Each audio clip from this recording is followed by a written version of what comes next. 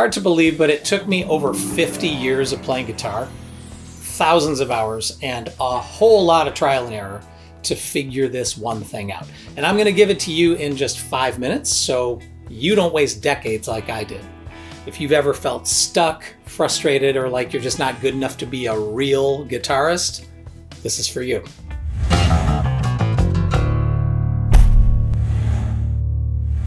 So when I started playing guitar back in the 70s, I thought it was all about perfection and note for note imitation, knowing every chord and scale and replicating my guitar heroes and their flashy solos. And I thought one day, after enough practice, I'll finally feel like a real guitarist. I'll be confident, I'll play free, but I spent all those years chasing the wrong thing. I was trying to impress instead of express. So if that's the path you're on, you're gonna be super hard on yourself and you're in for a whole lot of disappointment. See, eventually I learned the truth. You don't become a better musician and guitarist by playing more and more complicated things. You become better by playing simple things with more soul. And you don't fall in love with the guitar by trying to conquer it. You fall in love by having a relationship with it. And it's all give and take. It's an ongoing conversation. It's this connection that grows and deepens over the years if you let it. So my earliest memories are musical. And I'm thankful I grew up in a musical family back in the day when public schools had real music programs. I sang in choirs, a cappella groups, high school musicals. I played in the orchestra. Outside school, I had my trusty Gibson SG Special and a Fender Super Reverb amp. I rehearsed in basements and living rooms and garages, and I got just good enough to play my first band gig when I was 10 years old. And then it took off from there. Like, I played and sang hundreds of gigs in jazz and rock bands. Then in college, I had the thrill of playing to thousands of people as an opening act for major artists. But I also had the humbling experience of playing restaurant solo gigs where very few people listened or cared.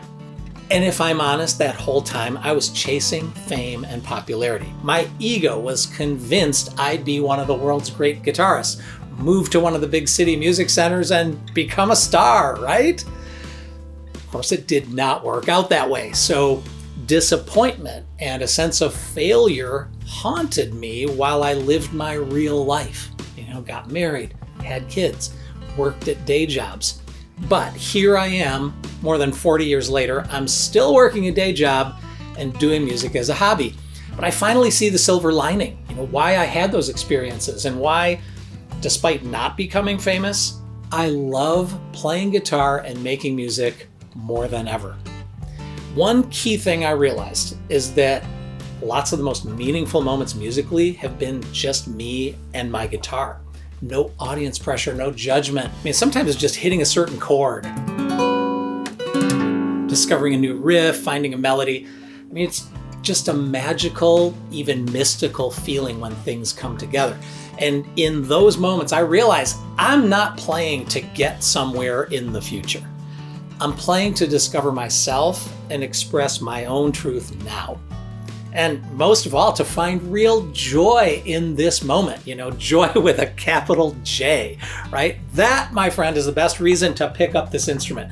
And I'll tell you, you're gonna find a lot more joy if you don't make it about perfection or imitation. When I stopped trying to be a human jukebox, I really started connecting with the instrument, with my own hands and finding my own way of interpreting music I love. I figured out you don't need to know everything, just enough to feel the joy of this moment, and then keep finding and feeling it at each stage of your guitar journey. So for me to find that joy, I had to give myself permission to play and sing for my own pleasure, just like you need to give yourself permission to do it for you. The cool thing is, when you get used to playing and finding joy for you, you'll be way more comfortable and able to find joy in playing for others. Now, if I could go back, there are 5 things I'd tell my younger self, and I'll share them with you so you can avoid those decades of frustration. Lesson 1, simplicity wins. You don't need to know 1,000 chords or to know all the scales. You need about 15. routine chords you can play smoothly and confidently, and then you can build from there. Lesson 2, feel over speed. You really don't need faster fingers, you need better feel. Like when you nail a cool strumming pattern